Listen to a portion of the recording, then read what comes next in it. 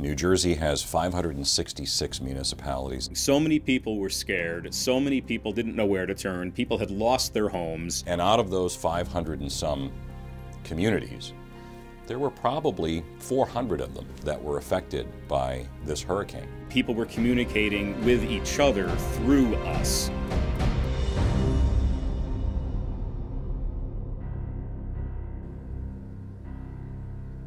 When people lose power, we become their lifeline. People didn't have access to the internet. Some of the phones were down. But people still had their battery-operated radios. And no matter what, they're going to hear our radio station that's giving out survival information.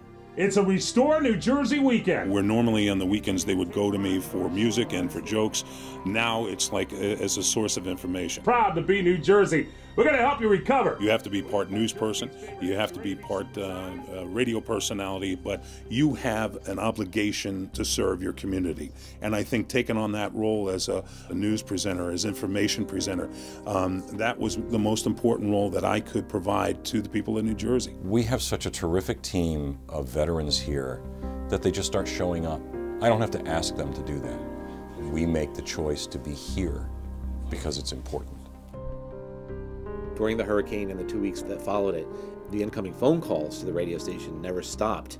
One of the crises that happened after the storm was it was hard to get fuel in New Jersey. We would have listeners call up and say, well, the Exxon station on Route 1 has no lines right now. And within like 2 minutes, there'd be 100 cars there. It's a line at this particular gas station more than 100 drivers long, 100 drivers. We simply, for the first few days, opened up our phones not only to residents, but to those government officials as well. Let's try Evelyn in Port Monmouth. Evelyn, you're on Ask the Governor with Chris Christie. Hi, Evelyn. Hi, how are you? I'm doing okay, Evelyn. How are you in Port Monmouth? Chris Christie has a monthly show on New Jersey 101.5. It's called Ask the Governor. He's on for 1 hour, and he takes calls from listeners. Where do I go? Well, that shouldn't be happening with FEMA guaranteeing the rent for you, so here's what we're going to do.